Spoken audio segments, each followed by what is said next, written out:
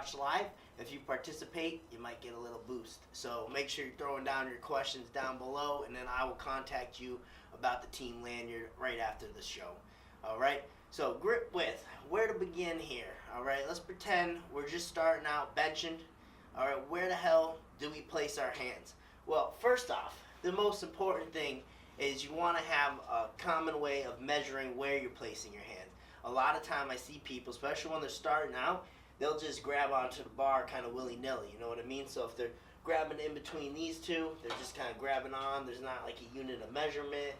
So always have a way of measuring your grip, all right? So for most people, you know, they'll do something like pinky on the ring finger on the ring. I mean, you get the idea. You're putting a finger on the ring, and that's going to line you up pretty much in the same spot on both sides.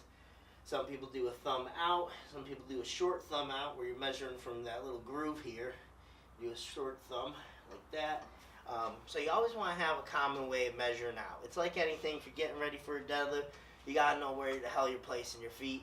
If you're getting ready for a squat, right, you got to know where you're placing your hands so you're even on both sides.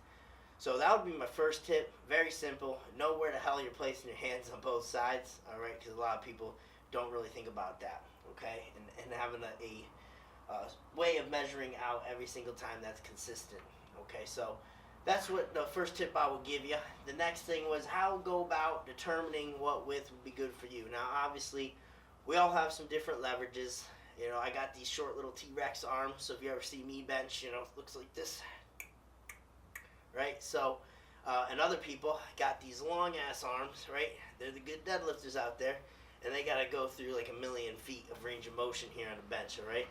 So, obviously, they're probably gonna take a different grip width than maybe I would, and you know, how do we go about determining that? Some people are a little bit broader, so they can't take the traditional grip. They're gonna have to be a little bit wider. So, what I tell people, we're gonna take a look here, grip width. So we got to look at what creates alignment for us. That's the most important thing. Remember, stacked joints, joint alignment. You know, that game is always going to win. That's good practice no matter what. So we got to talk about where do we need to hit the bar first off, that's going to put ourselves in position to keep our elbow 45 degrees away from the body. I guess we'll start there, right? So we don't want to be tucked in here. You know, we don't want to bench with our elbows completely on our side, and we don't want to bench out here, bodybuilder style, way out here flared out, right? We want to balance. So now we're able to tap into our lats, our triceps, our shoulders, our chest, all in even proportions, okay? So elbows 45 degrees away from the body, and then wrist over elbows, all right? So 45, I'm not out here. I'm not in here. I'm right over my elbows. Wherever that puts me on the bar is where I want to be. Okay? So, say I grab my widest grip. Alright, and I touch here. Alright, 45 degrees away from the body. But my wrists are a little outside my elbows. And I'm sure you can see that from the side. Right? So, that wouldn't be a stacked joint for me.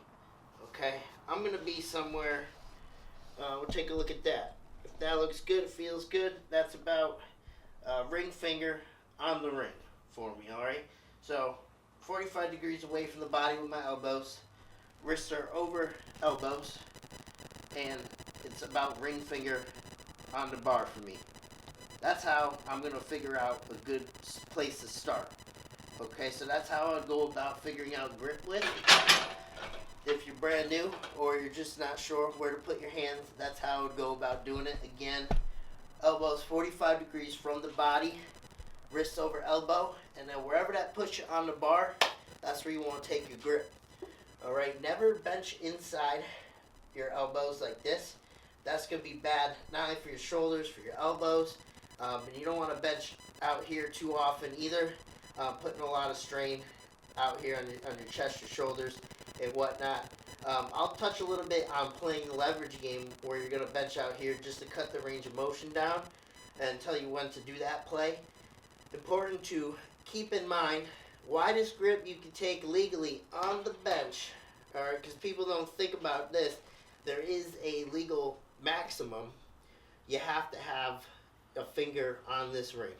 So that would be index on this ring. Okay, you can't go wider than that. You can't be out here. There's separation. You can see. So that would be an illegal width. Whether they call it or not, that's another thing. But I'm sure they're seeing you way out here. They're gonna say something. All right. So that's the legal maximum you can take. Index on the ring. When would it be a good idea to bench like that? Because we see very often people, getting into these huge arches, right? And they're benching way out here, okay? And guys, let me just tell you a little bit about that, all right? Yes, it's going to cut range of motion, but more or less you're playing the advantage in leverage, the cut and range of motion. Sure, that's a good strategy, maybe going into a meet, but you don't want to fall into the trap of continuously training that way, okay? Because you're doing something that's making the training easier, all right? If you want true results on the bench or whatever lift it may be, you got to make training harder, all right? Do the hardest variations, keep good joint alignment, all those good practices. Guys, that's what's going to get you stronger.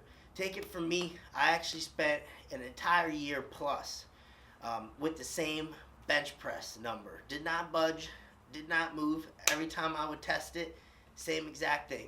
All right. What I was doing, huge arch, and I was wide as I could be. All right. Index on the ring, and I was benching like this. You think my range is short now? If you ever see me bench, you should have seen me then. It was just this. It was a little heel pop, and then weight. All right. Just locking out just like that. There wasn't much training involved. All right. More or less, I was trying to get a little pop off my chest, and then catch that weight. Okay, that's not good for a training effect. It's good for if you're already developed your strength and you're trying to cut that range of motion. Maybe you can lift more weight that way, but in terms of getting stronger, you want to have a period where you're training full range, stacked joint alignment, and really just developing your strength, your muscle groups like that. Okay, because you're not getting much out of playing that leverage game. So don't fall into that trap, guys. I've been there.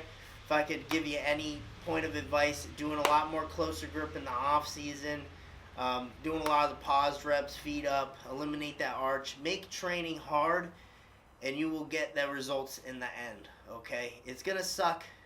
We like to lift weight, like to have a lot of weight in our hands and really push ourselves. But hey, my off season, boring as hell.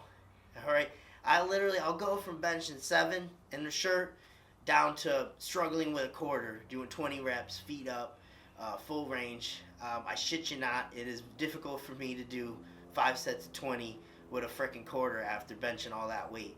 But I got to bite the bullet. It's what's going to get me stronger to end. I'm building up work capacity for the rest of the off-season work. And then, for a bulk of that time, I'm handling around 2 plates or so, full range. Regular grip width, like I was just showing you, some close grip work. All right, and then near when I'm transitioning into the shirted work, or if you're a raw lifter, you're going into a meet, then you can start playing that leverage game where you're taking your hands out and trying to cut the range of motion down and practicing that technique that comes along with that. All right, for the most part though, train with stacked joint alignment. Now, in terms of just figuring out where your grip is going to go. Again, start with what I just told you. Train that grip for a long time. Get strong that way. And yeah, that's pretty much what I wanted to touch on with that. Have a consistent unit of measurement. If you're still struggling, for the most part, males, regular dudes coming in, normal size, not these jacked up giants, you're probably going to be a good spot to begin is pinky on the ring, all right? And for female lifters, a little shorter shoulder width there, usually a thumb out from the smooth, okay? Those are your common units of measurement to place your hands. So just start in place if you're having a little hard time figuring out your alignment. But to cover that one more time for you, elbows out 45 degrees, make sure your wrists are over your elbows, and then wherever that puts you on the bar, that's where you need to be. All right. Elvis, you got any questions yet? No questions. All right. So switching over a little bit, I'll show you where I like to do close grip benching. All right. And if you're tuning in here, we've been talking about grip width. All right, and feel free to drop your questions down below. I'm giving out a free team lanyard at the end. I'm going to go in, see who commented, see who showed up, and we're going to throw one of these things out to you. All right, I'll send it in the mail tomorrow.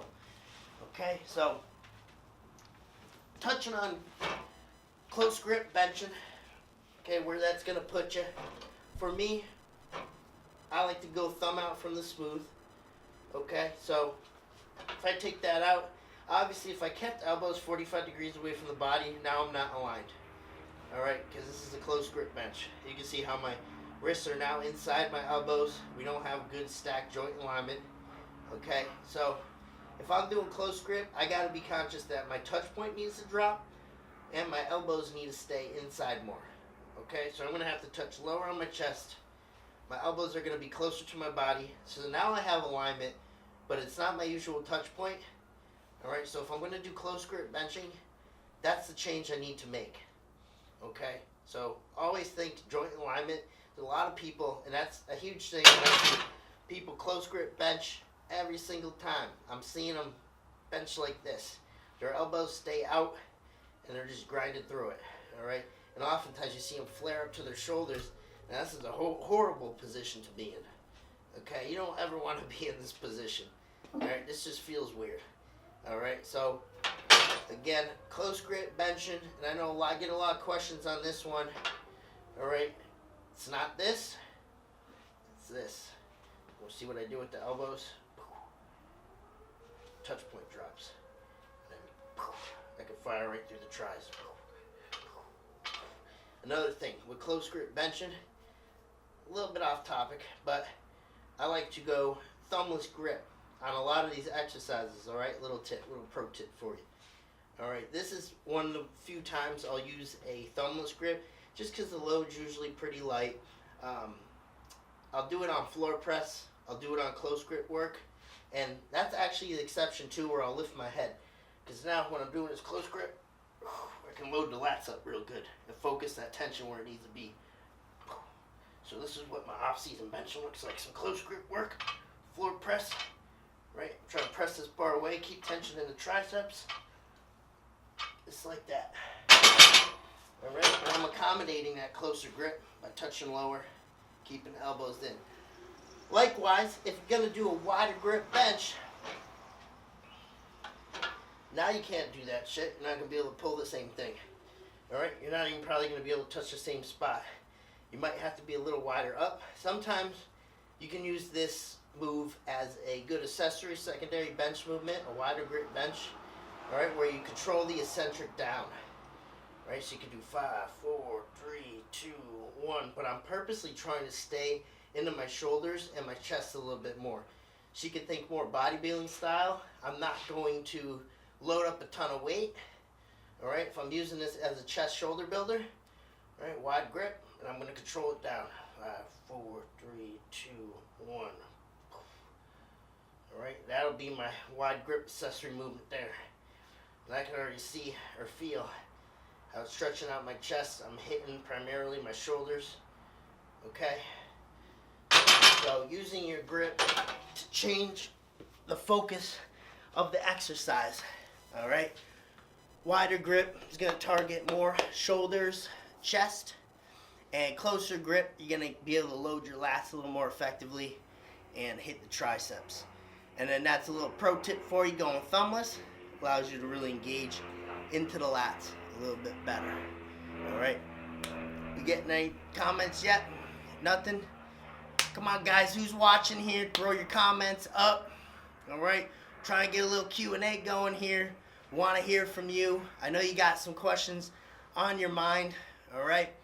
Let me try to think of a question I had the other day. We were talking about elbows flaring. That's a really big issue, guys. Okay, elbows flaring. Now remember, that sometimes is not as much a technique thing. You know, we can practice good technique, but again, if your elbows are flaring out, sometimes that's just having to build up your triceps a little bit more, and then just focus on the lats. Okay, so if you come from a background, a lot of bodybuilders are like this when they're trying to purposely train their chest, their shoulders, and whatnot with the bench press. If you come from that type of background, or you're just not sure what you're doing, right, and you've been doing it for a long time that way, that's when you're going to start getting some of that imbalances. So you never really trained your lats and triceps fully on the bench press. So those are a little weak. Those are a little lacking, all right? So that's when you typically will see a lot of those flare-outs too. And sure as hell, when you ask that person, hey, what's your background in lifting? You know, they're never really just starting, because you can change them to what you want them to do. Usually they have a general lifting background where they're probably benching like bodybuilding style. They are bodybuilders, or they've been lifting for sports and they just weren't taught bench pressing right. Okay, so that's when you're typically going to get some flaring going on in the elbows. And if just reinforcing, bending the bar, tucking them in, punching through the triceps doesn't work, then you're going to have to take a step back with the weight, all right? You're going to have to focus on good technique with lighter weight for some time while you build up to really hammering those triceps, hammering the lats relative to benching, all right? Really big. And then that will, in time, help avoid some of that flare out. Choking a little bit. Ate some donuts this morning. In other news, getting ready for the Arnie, going down there this weekend. Actually, I'm going down there later tonight. After this live show later tonight, I'm going to be heading down, benching in the bench bass. So if you're watching, you can check that out through the live stream, Arnold Classic website, ASF TV. There's a little tab there.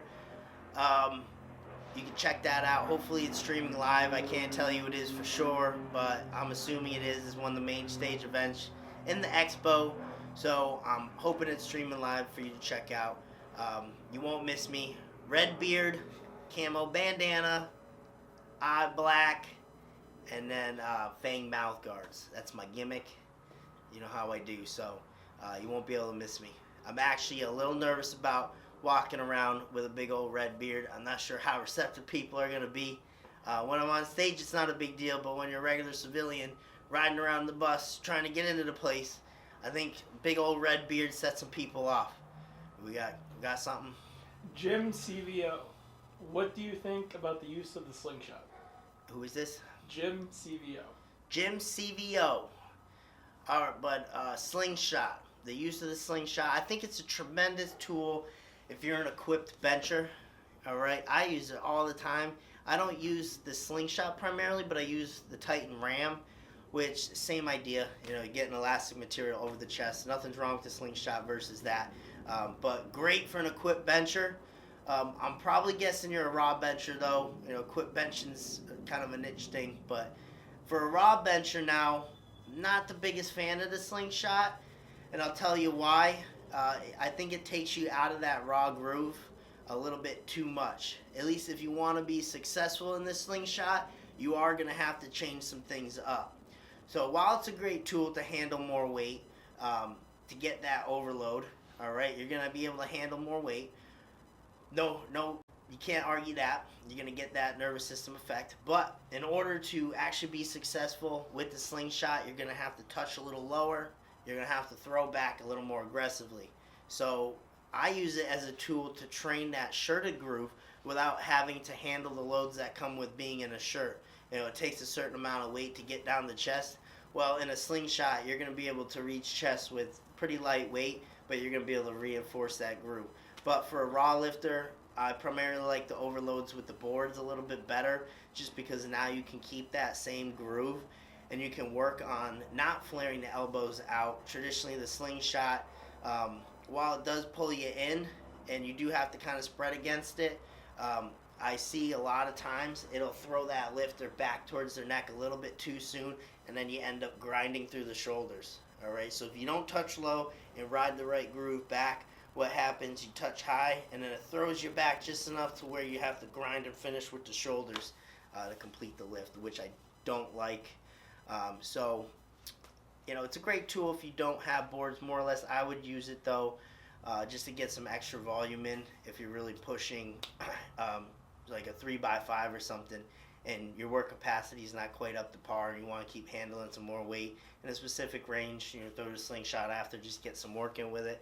So you definitely use it as a raw lifter. Nothing against it. I'm just not the biggest fan. I'd prefer some other tools. Anything else? All right. Hope that answers your question, my friend. Appreciate it. Slingshot benching. Like I said, I have the Titan Ram. I'm not even sure if they make those anymore, but they have these things called the Bench Daddy there. They have, I think Metal has one, Metal Catapult, if we're talking those types of elastic products. So, nothing wrong with the slingshot. If you're going to get a slingshot for a raw lifter, I would go ahead and get the blue slingshot. Nothing more than the blue slingshot unless you're handling well into the 400s.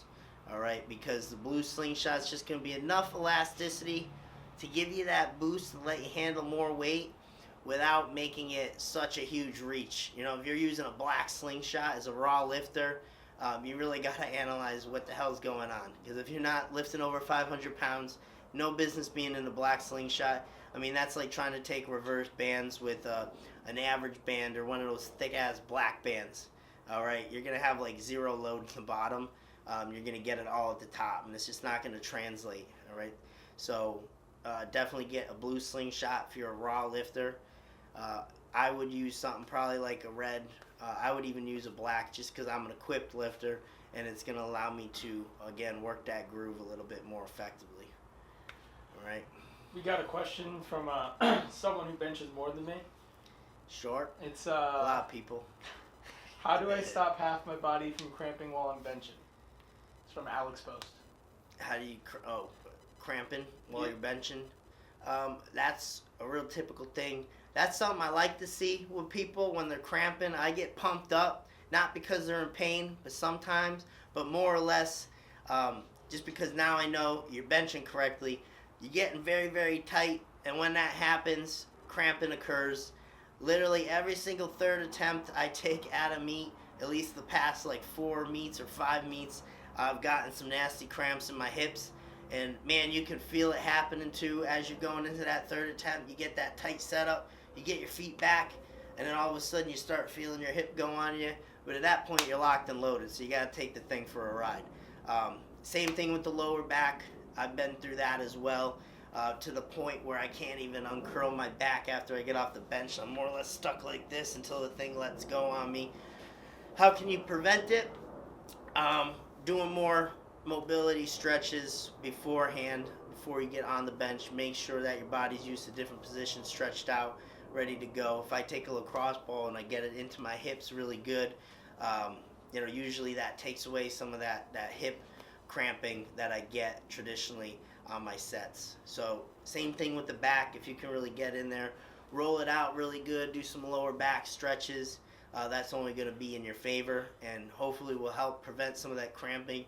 And then some other general tips there, just making sure you're hydrated, that you get some food in, you get some electrolytes in and all that before you actually start lifting. But that's a good thing. Cramping up, always a good thing. All right, did I answer it? Yep.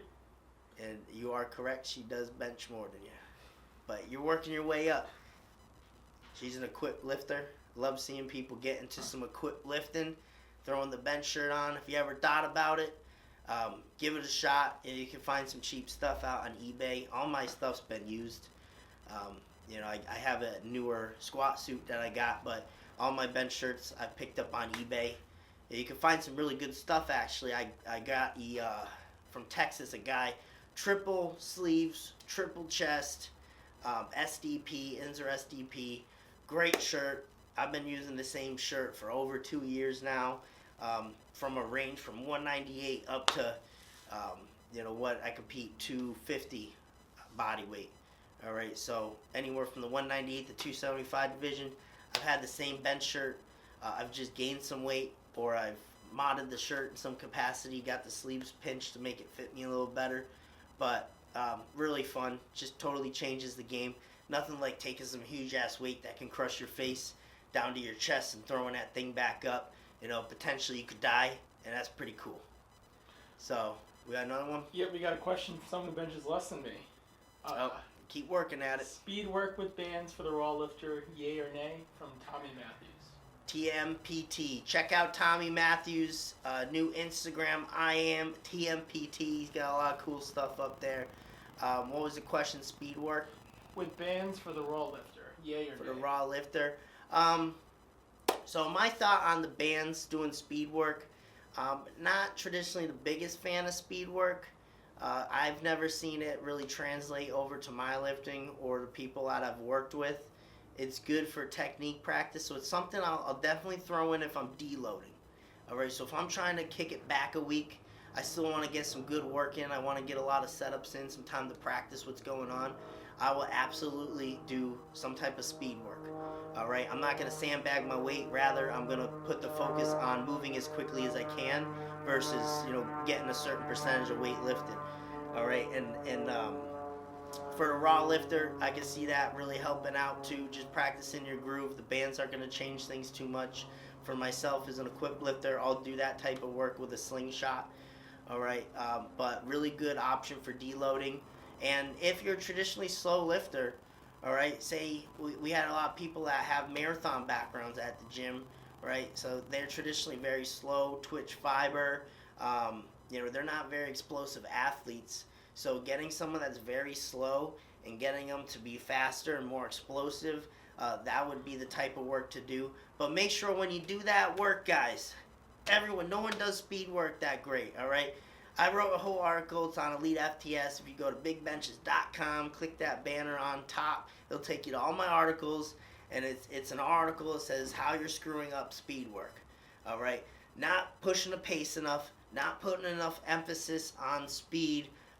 You name it, there's ways you're sandbagging it, all right? So good old speed work, you're going to get that shit done in like 10 minutes, less than 10 minutes. All right, if you're getting some good old speed work in. Bands are great. I love bands versus chains, that whole argument there. Chains really depends. Some people for longer range of motion bencher.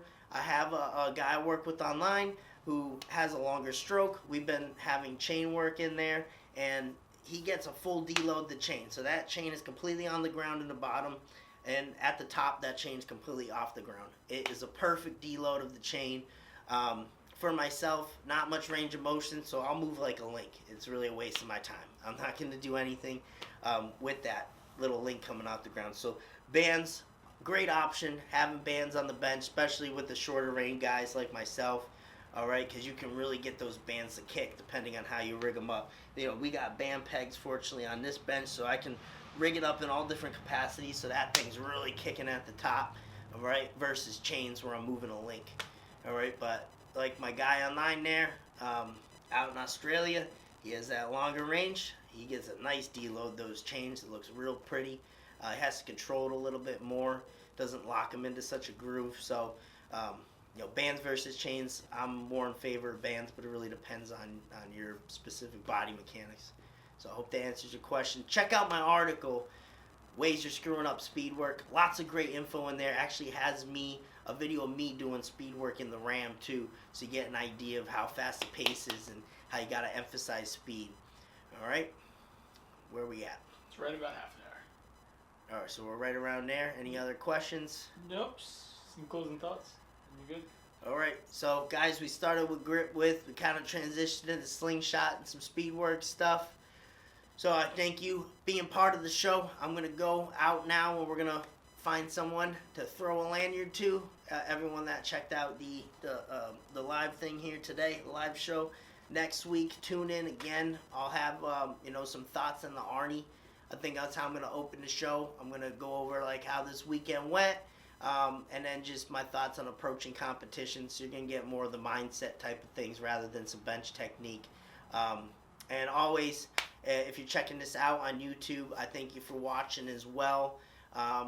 And that's pretty much it, guys. So again, just real quick, before I close it down, grip width. If you're not sure where to place your hands, all right, again, 45 degrees out with the elbows, stack joints, and then find where your hands are on the bench.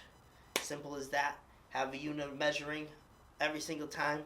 Consistency, number one thing. Build consistency in everything you do. Again, if you have a bench video, you're not sure on something, send it my way. Coach Ben at bigbenchas.com. I'd be happy to take a look for you. All right, guys. Appreciate it. Thank you once again. So there was someone who asked a question while you were